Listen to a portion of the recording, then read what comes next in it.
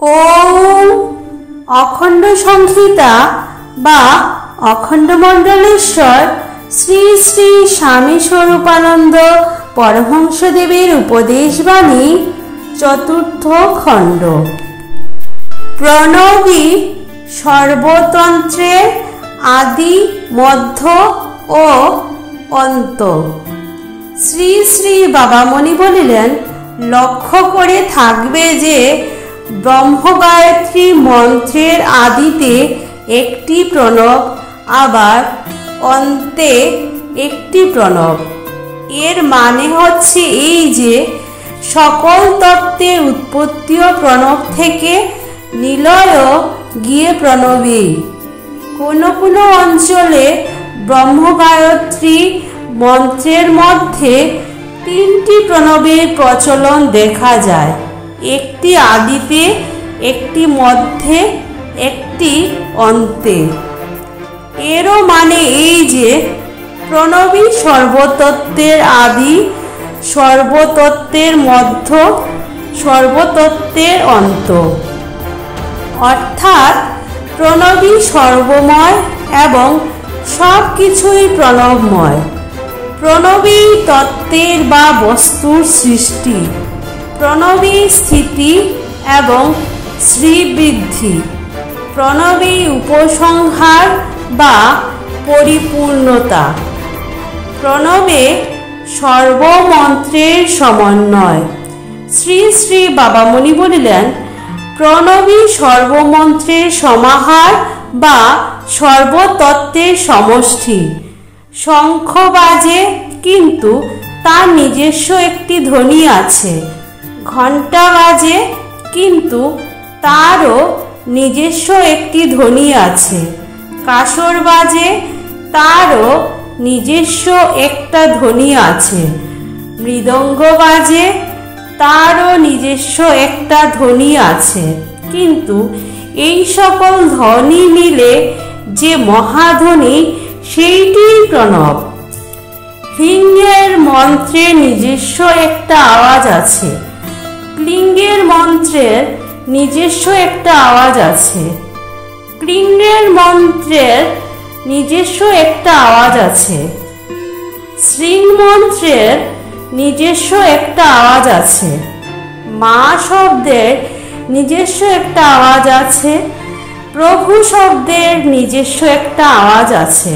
কিন্তু সকল মন্ত্র, সকল শব্দ একত্র হলে যে মহাধ্বনি হয়, সেইটি হচ্ছে প্রণব।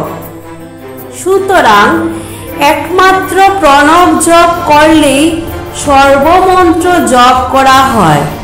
বিশেষ করে এই জন্য প্রণবকে বলা হয় মন্ত্ররাজ। প্রণবে সর্বমন্ত্রের সমন্বয়, সর্বমতের সমন্বয়, সর্বতত্ত্বের সমন্বয়। প্রণবের সাধনা অল্প প্রচলিত থাকার কারণ। একটি প্রশ্নের উত্তরে শ্রী শ্রী বাবামণি বলিলেন, ব্রাহ্মণেরা সর্বস্থলে ইচ্ছা করেই দ্বিজেতের জাতির লোকদিগকে প্রণব মন্ত্রে বা প্রণব তত্ত্বে বঞ্চিত রেখেছেন। এমন বলা চলে না। এই বঞ্চনার অনেক কারণ হতে পারে। ব্রাহ্মণের বংশে জন্মেও অনেকে হয়তো নিজেরাই প্রণবের সাধন করেন নাই, ফলে না জানা বিদ্যা বিতরণের প্রশ্নই অবান্তর হয়েছে। নিজেরা প্রণবের একনিষ্ঠ সাধক হয়েও অনেকে দীক্ষা প্রার্থীকে প্রণব দিতে পারেননি, কারণ হয়তো শিষ্য ও মন্ত্রের সর্বব্যাপী তত্ত্ব বুঝতে অপটু হবে। প্রণবে দীক্ষিত ব্যক্তির একদিকে প্রয়োজন সর্বালিঙ্গনকারী দার্শনিক দৃষ্টি, অপরদিকে থাকবে দীক্ষাপ্রাপ্ত নামে একান্ত অভিনিবেশ। হয়তো শিষ্যদের ভিতরে গুরু এই দুইটির বিকাশের উপযুক্ত উপাদান লক্ষ্য করেন নাই, অন্তরে সংকীর্ণতা স্থূল বিশেষে কারণ হলেও সকল স্থলেই কারণ বা ওটাই একমাত্র কারণ তা মনে করো না। গ্রহীতা যদি না চান, দাতা কি জোর করে তার শিষ্যের কাঁধে চাপাবেন? অন্য ক্ষেত্রে দেখা যায় শিষ্য বাড়ি থেকে ঠিক করে নিয়ে আসেন যে গুরু তাকে কোন মন্ত্র দেবেন।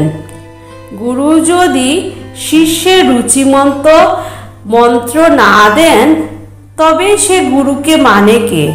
সুতরাং শুধু গুরুর দোষেই নয়, শিষ্যের দোষেও সাধন রূপে প্রণব এত অল্প প্রচলিত হয়ে রয়েছেন।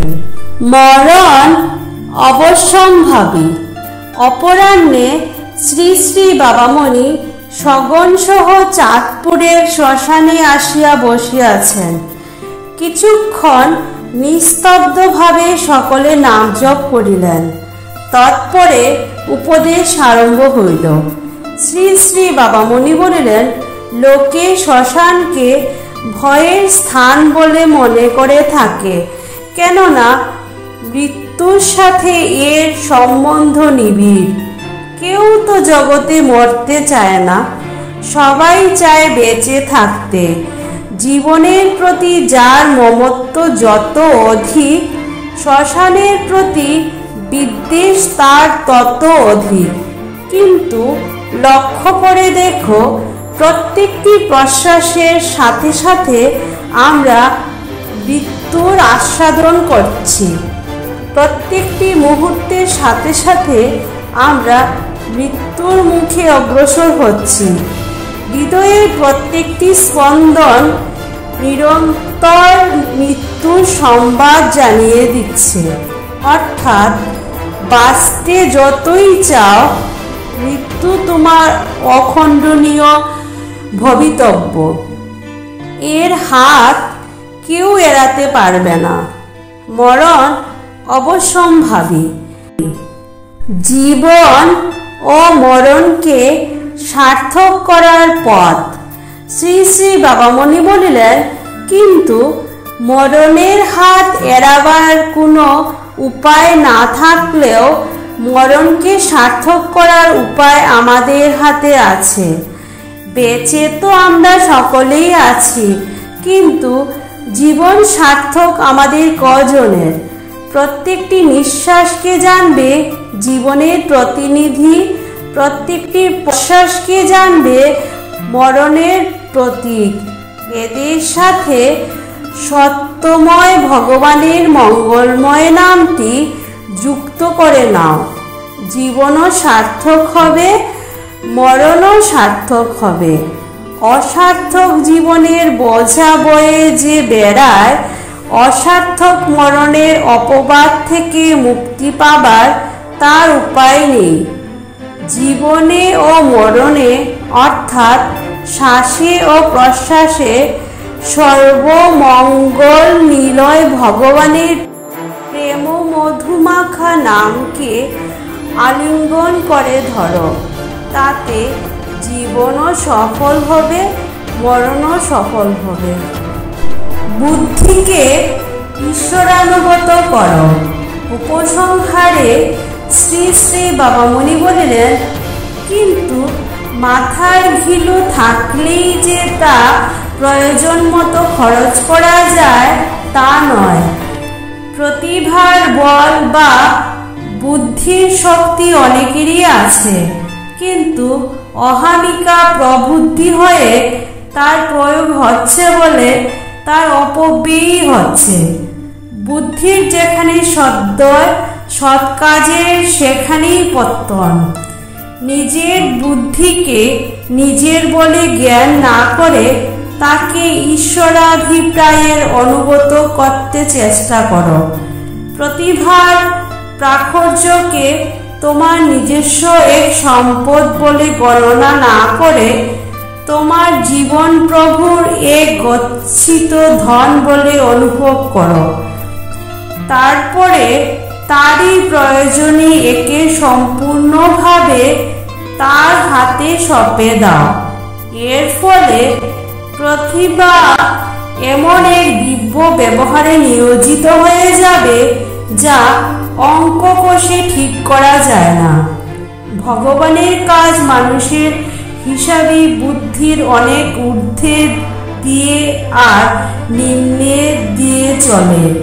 ক্ষণস্থায়ী আত্মসুখের প্রতি বিদ্রোহ। শ্রী শ্রী বাবামণি বলিলেন, মানুষের প্রতি মানুষের অপ্রেমী জগতে সকল অশান্তির মূল। আবার ক্ষণস্থায়ী আত্মসুখের প্রতি অস্বাভাবিক লালসাই মানুষের প্রতি অপ্রেমের উৎস। এসো আমরা ক্ষণস্থায়ী আত্মসুখের বিরুদ্ধে বিদ্রোহ ঘোষণা করি। আত্মসুখ বিদ্রোহ ঘোষণায় চরিত্র বলের আবশ্যকতা। শ্রী শ্রী বাবামণি বললেন, কিন্তু বিদ্রোহ ঘোষণা নিতান্ত মুখের কথা নয়, নিতান্ত ছেলে খেলা নয়। বিদ্রোহ ঘোষণায় চরিত্র বল লাগে। চরিত্রে যার বল নেই তার বিদ্রোহ ঘোষণা নাটুকেপনা ছাড়া আর কিছুই নয়। আদর্শ নিষ্ঠাই বিদ্রোহের প্রাণ। সেই নিষ্ঠা আসে চরিত্র থেকে।